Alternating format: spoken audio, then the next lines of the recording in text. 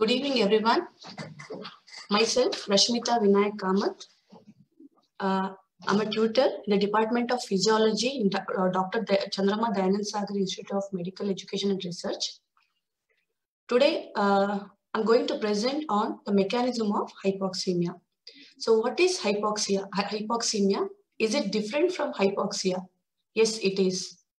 Hypoxemia is an abnormal condition where there is a low partial pressure of oxygen in the arterial blood, whereas hypoxia is there is a decrease in the oxygen content at tissue levels.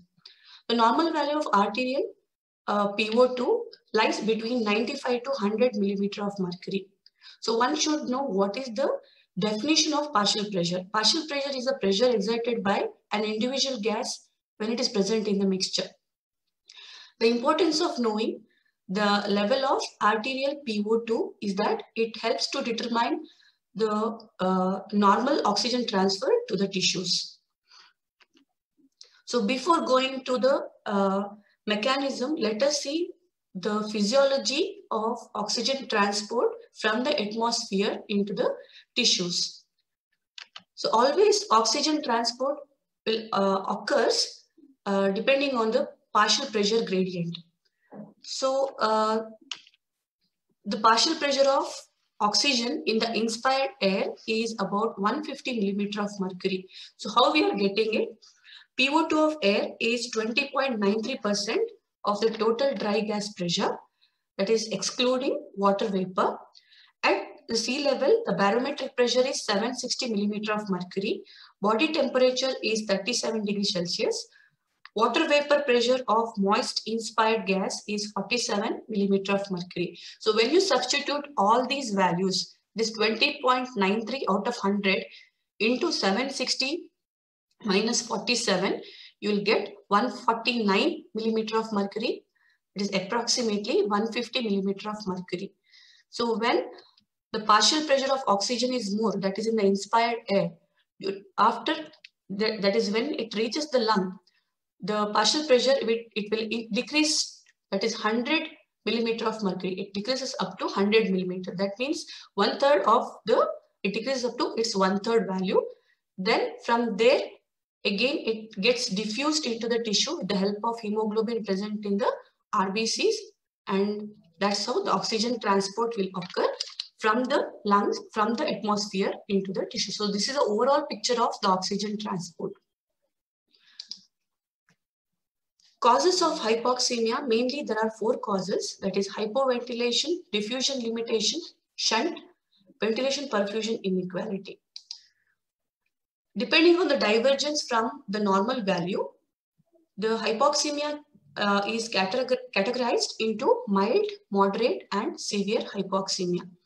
In mild type of hypoxemia, the partial pressure of oxygen in the arterial blood, it lies between 60 to 79 millimeter of mercury, moderate 40 to 59 millimeter of mercury, and in severe type, it is less than 40 millimeter of mercury.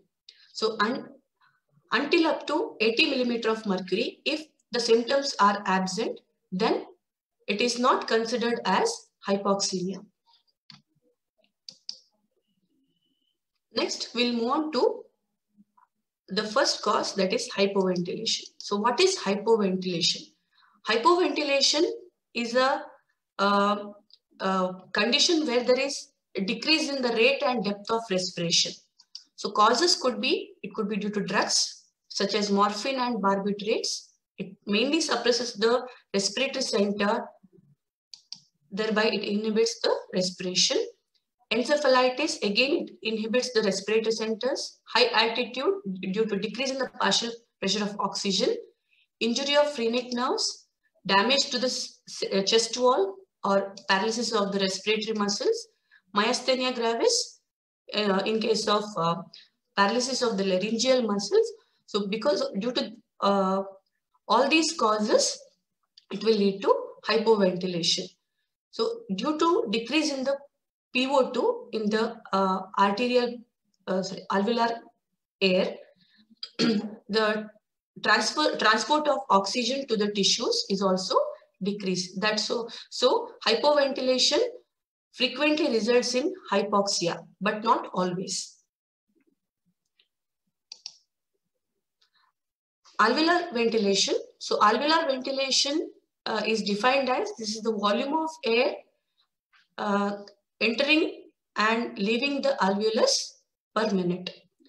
So the alveolar ventilation equation is PCO2 is equal to V with bar above CO2, that is carbon dioxide production, divided by V with bar above A, that is alveolar ventilation, into K. K is a constant. So whenever the alveolar ventilation is decreased due to any other problem, any other defects, then the partial pressure of carbon dioxide is increased.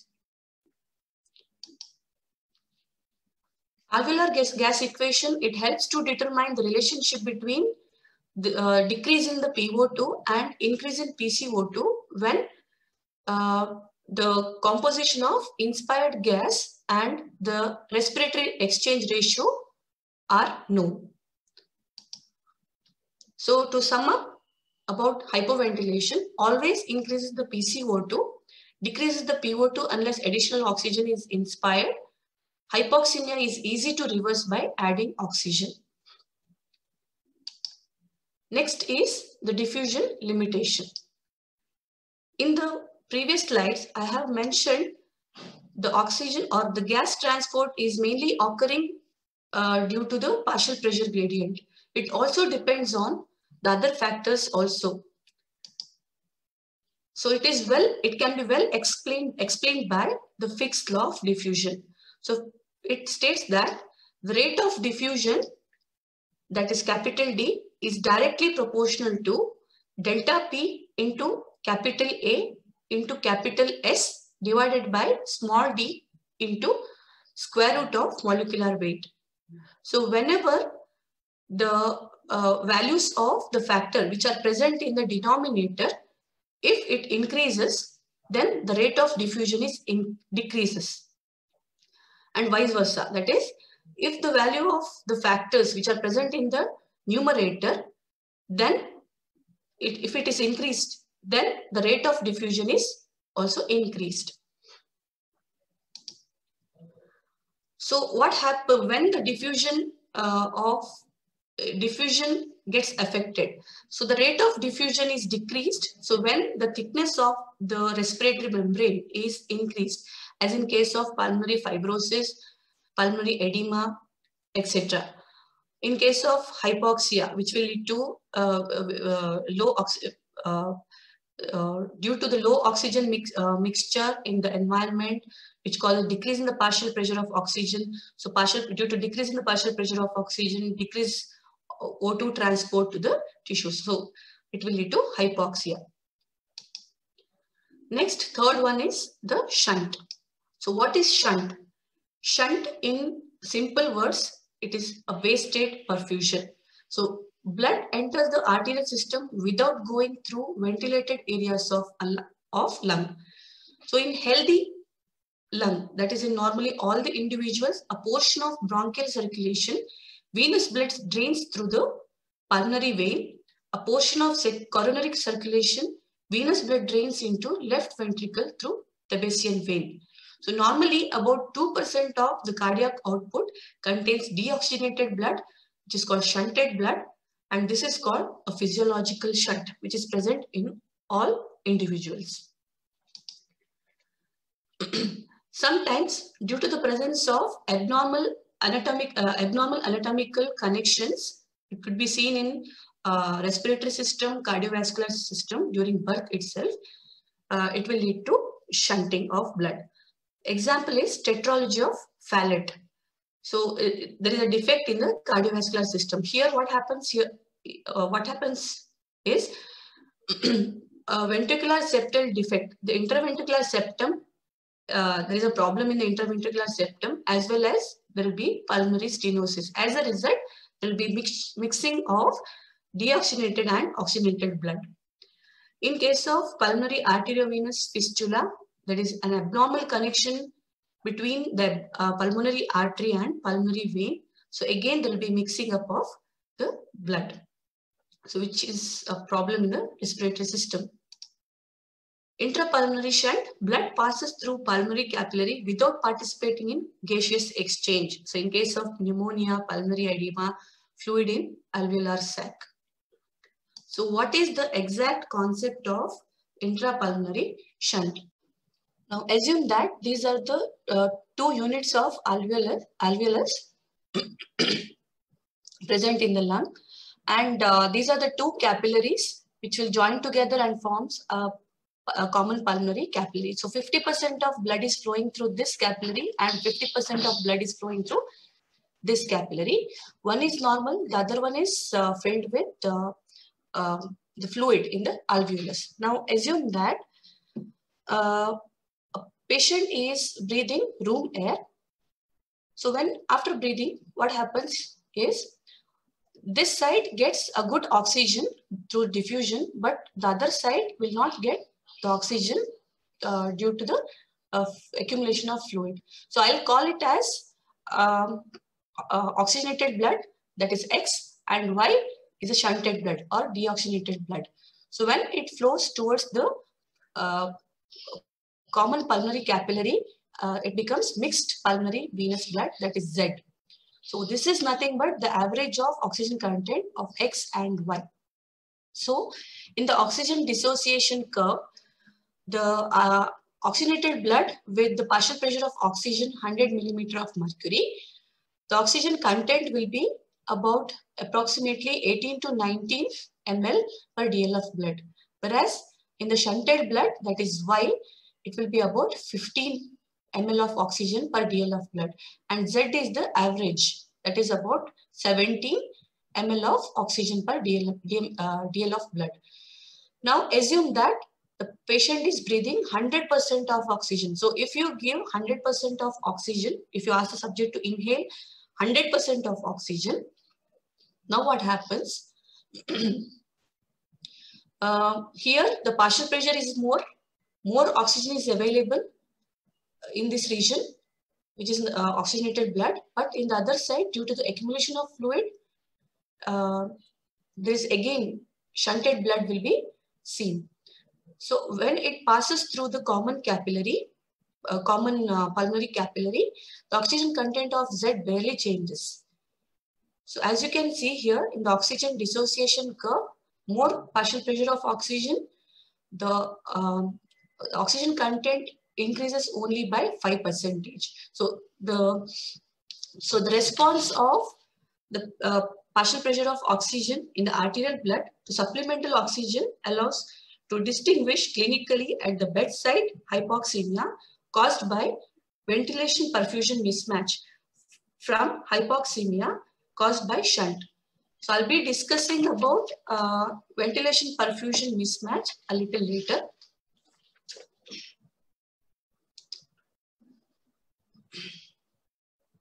So to sum up, hypoxemia responds poorly to added inspired oxygen.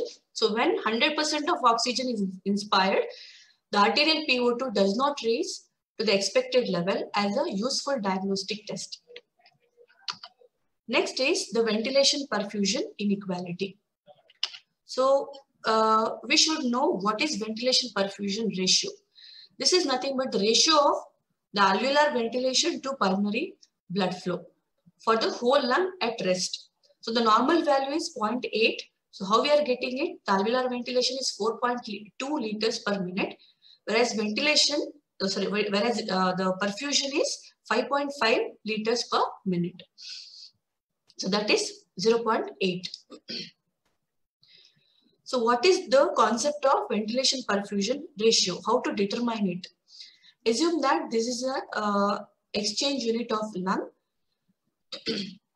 Now a powdered dye which is mixed with water is added to the unit, which mimics the oxygen uptake, and continuous addition of oxygen, the dye mimics the continuous uptake of oxygen by alveolar ventilation. This one that is in the bottom of the unit, that is water is pumped, which mimics the blood flow through the pulmonary capillary, and a stirrer which helps to mix the content which mimics the gaseous exchange.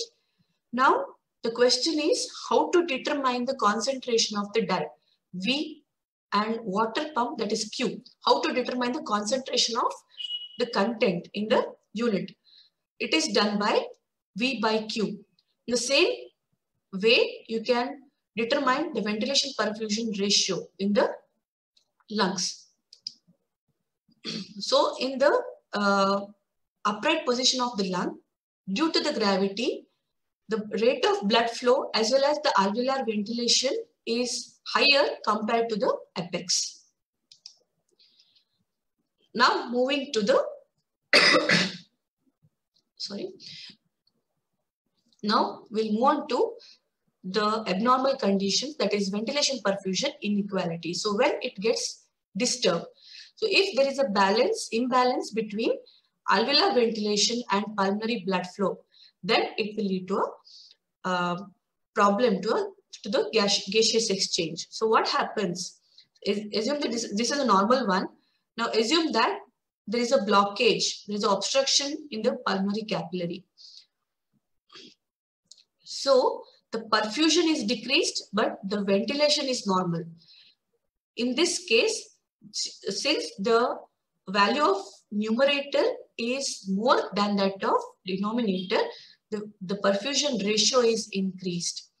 As a result, the composition of the alveolar gas becomes equal to that of the composition of the inspired air. Of uneven alveolar ventilation are bronchial asthma, emphysema, pulmonary fibrosis, pneumothorax, and congestive heart failure. Causes of uneven pulmonary perfusion are anatomical shunts, such as Fallet's of tetralogy, pulmonary embolism, emphysema, pulmonary fibrosis, pneumothorax, and congestive heart failure. As you can see, few causes will affect both as alveolar ventilation as well as pulmonary perfusion. So how to diagnose the problem? By doing physical examination such as clinical examination of CVS and RS, which gives a rough idea about the hypoxemia. Assessment of oxygen level. So that is the exact amount of oxygen can be determined by using pulse oximeter, which gives an idea about the saturation of oxygen in the blood, and by using, that is performing arterial blood gas test. So by using a blood gas analyzer, you can estimate the oxygen level in the arterial blood. Symptoms: shortness of breath, coughing or wheezing, headache, tachycardia, palpitation, feeling confused, then cyanosis, that is bluish discoloration of the parts of the body due to increased level of deoxygenated blood. Treatment is the oxygen therapy by using a mask which is fixed to a cylinder, oxygen cylinder with the help of pipe. You can give give oxygen to the patient. So which covers almost the mouth as well as the nose. So thank you.